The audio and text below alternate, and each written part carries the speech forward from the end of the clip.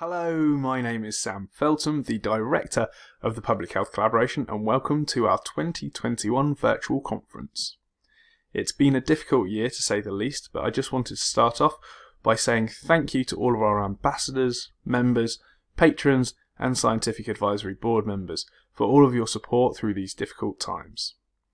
Without you, we would never be able to continue to better inform the public about the power of lifestyle to help create a better world. Now, before I let the next presenter speak, this conference is 100% free for all forever. However, if you find the content here today valuable, then please consider a £2 donation or whatever you can afford via www.phcuk.org/donate, or if you're in the UK, you can simply text PHC to 70660 to donate £2 directly from your phone, and of course texts are charged at your standard network rate. We hope you enjoy the conference from wherever you are in the world, and be sure to get involved in the civil conversation here on YouTube or by using the hashtag PHCVCon2021 on Facebook, Instagram and Twitter. Thanks for your support and be well.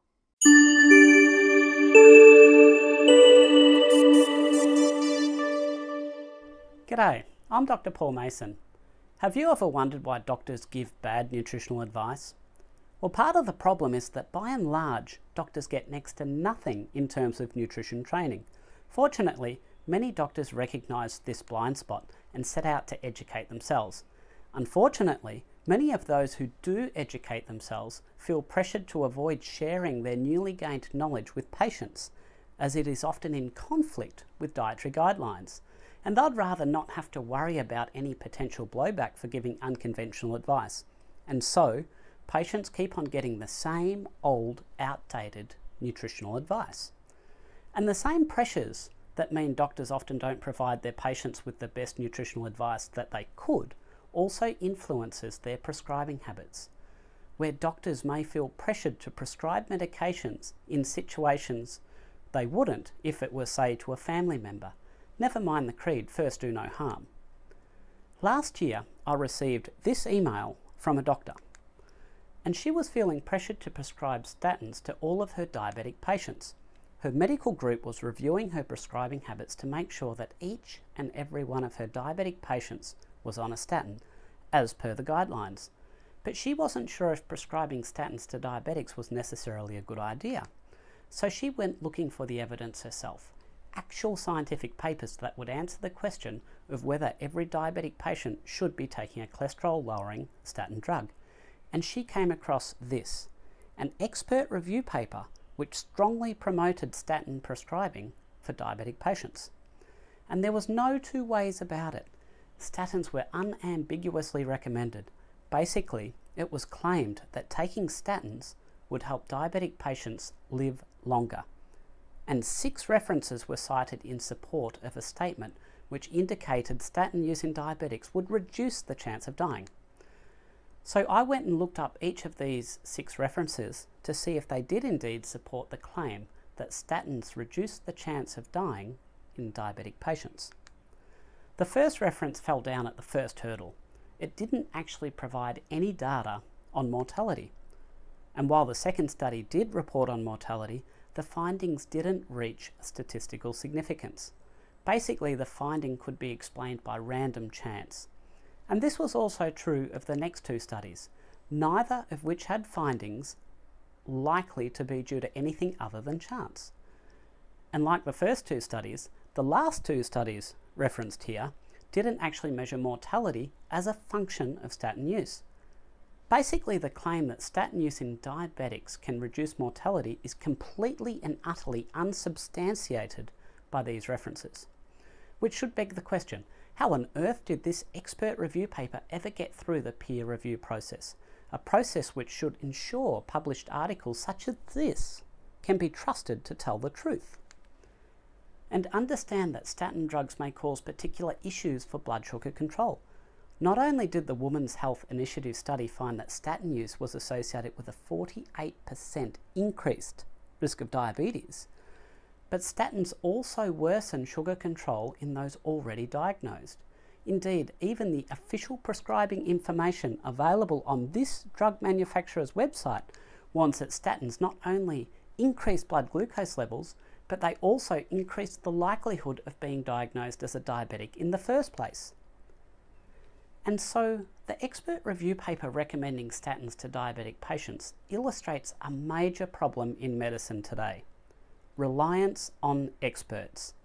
These esteemed experts are often ignorant of the evidence themselves and can perpetuate long-standing myths and falsehoods. This is called eminence-based medicine. Basically, those in positions of authority at venerable institutions exert an undue degree of influence over general opinion, often in direct contradiction to the actual science. Eminence-based medicine, it should be said, is the direct enemy of evidence-based medicine, which is based on critical appraisal of the best available science.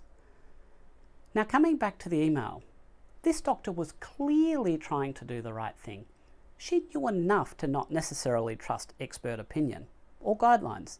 Many doctors, however, aren't aware that they've been misled and fed falsehoods during their training.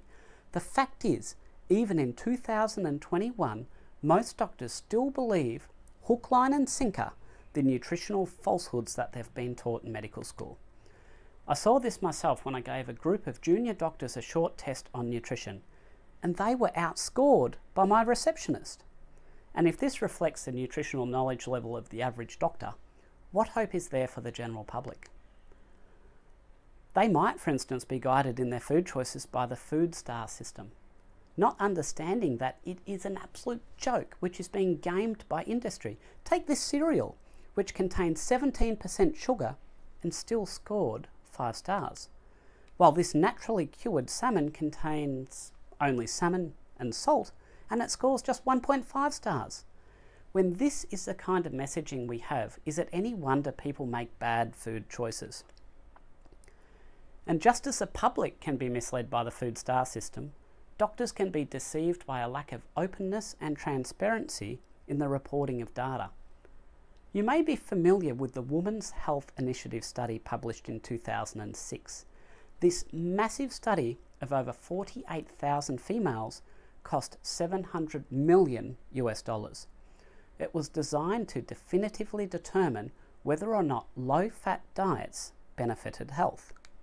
Well, that's not exactly true. You see, the investigators already held the view that low-fat diets would be beneficial, and all they really wanted to do was for this study to prove their hunch. To do this, participants were randomized to either a low-fat or a regular diet and followed for about 8 years. And given the size and prominence of this study, its results were published with great fanfare. The lead investigator going on record as saying the findings demonstrate the need, indeed the benefits, of dietary reductions in fat even greater than 10%. Except the results showed nothing of the sort. Not that you could figure this out if you read the results table or the conclusion in the published study. No, to get to the truth, you had to go to page 661 of the journal in which it was published. And there, in obscure text, was the only statistically significant finding of the whole study. The only finding of this whole study not likely to be due to chance alone. The finding was that those randomized to the low-fat diet did worse. Those with a history of prior heart disease who were randomized to the low-fat group suffered a 26% higher chance of complications like repeat heart attacks. How was this finding from a publicly funded $700 million study kept hidden from the public view? How were the researchers able to conclude that this study didn't just support low-fat diets, but it supported low-fat diets even more extreme than those that were studied? The way the results were presented was flat out deceptive, leading doctors and scientists, and ultimately the public the world over, to believe this study provided evidence for low-fat diets, when in fact it provided the opposite. You may have also heard of the Sydney Diet Heart Study, a good quality randomized controlled trial examining in men who'd had heart attacks the effect of removing saturated fat from the diet and replacing it with polyunsaturated fat. And the result on whether or not this diet actually reduced the risk of death was actually destined to never be published. It was only a stroke of luck that a researcher uncovered the original study data in a basement, was able to decode it and publish it some 40 years after the study concluded.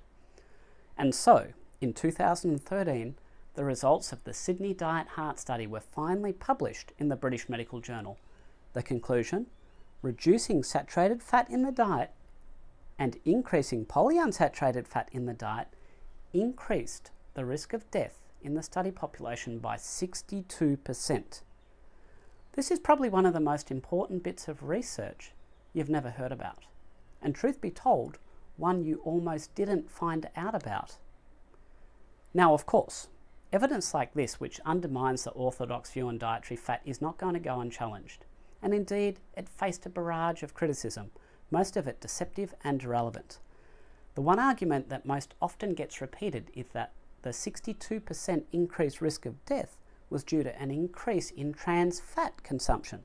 Specifically, it's claimed that the margarine consumed in the intervention group was high in trans fats.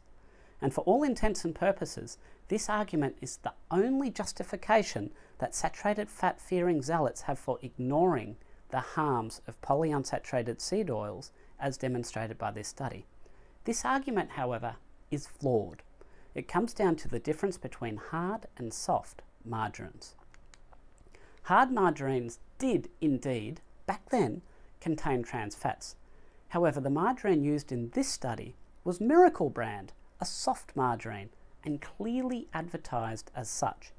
And soft margarines contained very little, if any, trans fats. And the consumption of biscuits, cakes, pastries and puddings, all of which were often made with trans fats containing hard margarine, was expressly discouraged in the intervention group. Furthermore, safflower oil, which also contains little if any trans fat, was used in the intervention group, further displacing other sources of trans fats. The upshot of all of this is that the trans fat intake of the intervention group almost certainly reduced.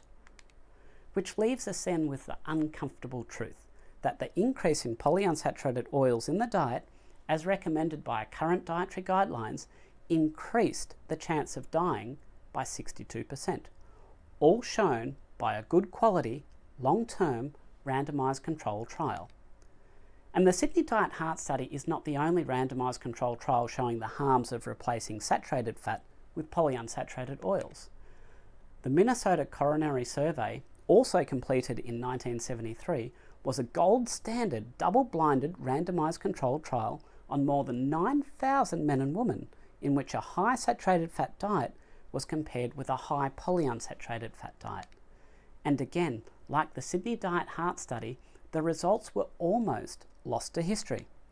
That is, until, in a striking case of deja vu, the original study data was recovered and finally published in 2016. And again, the results mirrored those of the Sydney Diet Heart Study. Reducing saturated fats and increasing dietary polyunsaturated fats increased the risk of dying. And there's a footnote here. Before his death, the lead author was asked about the delay in publishing the study findings, to which he replied it was because the study findings were disappointing. Clearly, this is not how science should work, and yet it does. We've just seen egregious examples of where the truth regarding the harms of polyunsaturated oil consumption was almost lost to history simply because of the bias of the investigators. Of course, we still face the problem that even when research is clearly and accurately portrayed, that it is either ignored or dismissed without foundation. And this paper suffers from both. Despite being published in one of the world's most prestigious medical journals, few doctors I speak to outside of the low-carb sphere have even heard of it. And one reason I suspect it hasn't been widely shared and discussed is that its findings effectively demolish the argument that we should avoid saturated fat because it can increase our LDL levels. It found, in fact, that those with the highest LDL levels lived the longest. Much easier to pretend this study just doesn't exist. The thing is, this is a systematic review which included every prospective cohort study available to answer the question of what happens to those with high levels of LDL cholesterol. It didn't involve any cherry picking of the data. All suitable studies were included. In fact, this ended up being 19 prospective cohort studies with over 68,000 participants, and collectively, the overwhelming finding was that individuals with the highest LDL levels tend to live longer. In fact, 16 of the 19 studies found this relationship. The higher your LDL level, the lower your chance of dying. Let's now take a closer look at the data from the individual studies. Different studies are represented by rows, with the 4 columns representing LDL levels. Basically, each column represents a grouping of 25% of the study population, based on LDL levels. The left-hand column is those with the lowest LDL levels, and the right-hand-most column represents those with the highest LDL levels. And the numbers represent relative risk of dying, with numbers less than 1 indicating a reduced chance of death. And if you compare chance of death between those in the lowest LDL column and those in the highest LDL column, you'll note that the higher LDL levels are clearly associated with a reduced chance of dying. This study, for instance, found those with the highest cholesterol levels were 34% less likely to die over the duration of the study when compared to those with the lowest LDL levels. This one, for the same comparison, found a 47% reduced chance of death, again in favour of high LDL levels. And as you look through the studies, you'll note this is a consistent finding.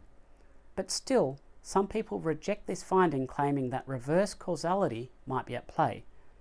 The concept of reverse causality is basically that illness lowers LDL levels, and so that those with the lowest LDL levels might simply represent those who are already ill. Indeed, a drop in LDL level in the last 2 years of life is well known in the scientific literature. But this argument fails on 3 levels. First of all, the average duration of observation in each of these studies was significantly longer than 2 years, and still those with the highest LDL levels lived the longest. Secondly, even when study subjects with terminal disease, heart disease or diabetes were excluded, there was no change in results, not even a weakening of the findings. This study found about a 50% reduction in the chance of death in the highest LDL group, despite making these exclusions. And finally, even if we exclude the 25% with the lowest cholesterol levels, supposedly those with the chronic illnesses, and compare those in the second quartile of LDL against those with the highest LDL levels, we still see superior outcomes in those with the highest LDL levels. The fact is, the findings of this systematic review are robust, and dismissing or ignoring these findings is scientifically dishonest. Of course, if one accepts the premise that LDL may not be that bad for you, it brings into question whether or not statin drugs, widely promoted for their ability to lower LDL levels, are as helpful as claimed. Most people take statin drugs to prevent dying, but that's not the right way to think about it, because everyone is still going to die. Rather, the question to answer is, how much longer will I live by if I take this drug? And that's the question that this paper set out to answer. It identified all the available studies, so again no cherry picking, that provided suitable data. In the end, data from 11 studies involving over 90,000 participants was available, and it was shown that subjects who had had a previous heart attack gained a median of 4.1 days of life, and those without a history of heart disease, they gained 3.2 days of life, and this was after taking statin drugs for years. Also understand, there have been many more studies on statins published which were not included in this review, for the simple reason that drug companies have not made the participant level data available for independent analysis. To this very day, independent scrutiny of much of the research performed over the years remains blocked. One might well ask what would happen to the 3 or 4 days life extension if all the data was available. And this is a meta-analysis of randomised controlled statin trials published in February of this year. It concluded that for those between the ages of 50 and 75, there is no mortality benefit in taking statins. Interestingly, it did note that only one of the 8 trials reviewed showed some mortality benefit. Known as the Jupiter trial, this is the one study that is continually recycled by those promoting statins, seemingly content to ignore the findings of the other 7 studies. Another common example of what I consider to be an egregious dismissal of scientific evidence is with respect to high-fat diets and weight loss. Between 2003 and 2018, there were 62 published randomised controlled trials comparing weight loss on high-fat and low-fat diets. And of these 62 studies, 31, exactly half, had statistically significant results, while the other 31 had results which may have been due to chance. And so here, I've graphed the results of the 31 studies with statistically significant results, leaving out the studies whose findings could have been due to chance. The green bars represent the amount of weight loss on a high-fat diet, and the adjacent red bar the amount of weight lost in the low-fat group. And if you look at each pair of results, you'll see that those on higher fat diets lost more weight in all of them. All of them. Not one single study found in favour of low-fat diets for weight loss. And despite this overwhelming evidence, many doctors still promote low-fat diets for weight loss. This is a copy of the handout one of my patients received from another doctor, specifically recommending a low-fat diet.